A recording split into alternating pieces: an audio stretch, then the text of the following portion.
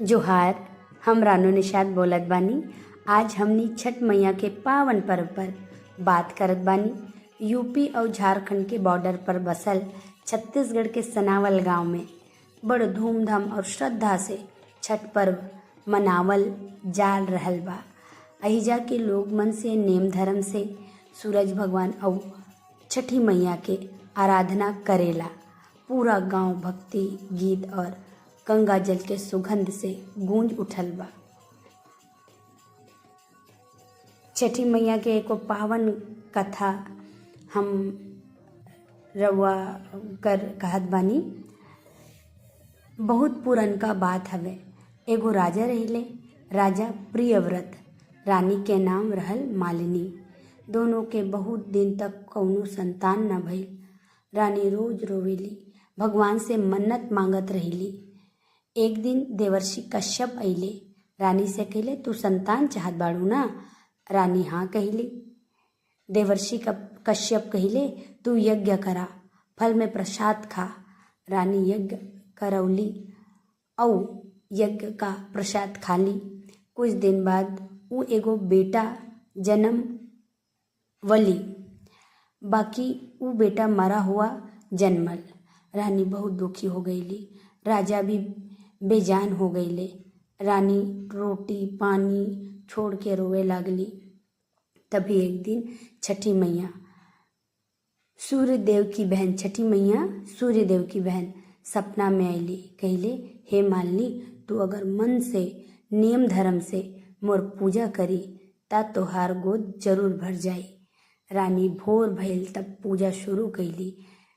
4 दिन तक नियम से छठ मैया के व्रत कैली। 5वां दिन उगते सूरज के अर्घ दिहली। छठी मैया खुश भइली और रानी के गोद में जेता बेटा आ गए।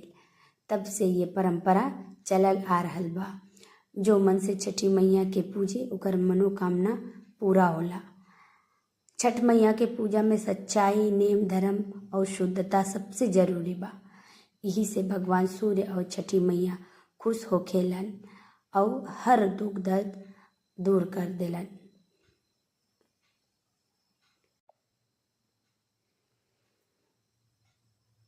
छठ पूजा की शुरुआत नहाए खाए से होला।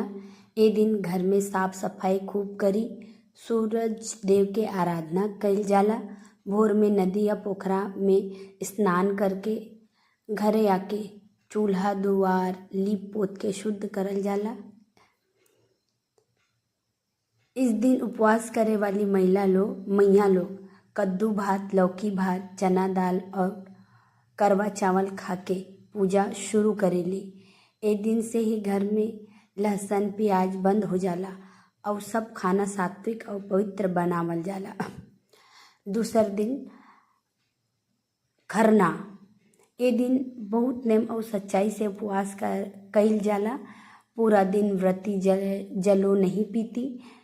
संध्या के समय जब सूरज ढले लगे तब चूल्हा पर गुड़ के खीर, रोटी, ठेकुआ रोटी और केले के साथ प्रसाद बनावल जाला। छठ मैया के भोग लगा के व्रती खुद प्रसाद खा लेवेली। फिर वही प्रसाद के घर के सब लोगन में बांटल जाला। ए दिन के खरना बहुत पवित्र मानल जाला।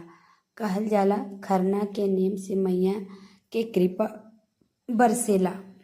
तीसरा दिन संध्या अर्घ। ए दिन सब व्रती लोग सुंदर बास्केट, दौरा होता है, दौरा सजौली, जपा, सूप, ठेकुआ, नारियल, केला, गन्ना, सिंघाड़ा और बहुत फल फूल रखेली। संध्या बेली में नदी, पोखर या घाट पर जाके अस्ताचल सूर्यदेव, डूबते सूर्य के अर्घ दिहल जाला। भजन कीर्तन, छठ मैया के गीत और आरती के साथ पूरा माहौल भक्ति से भर जाला।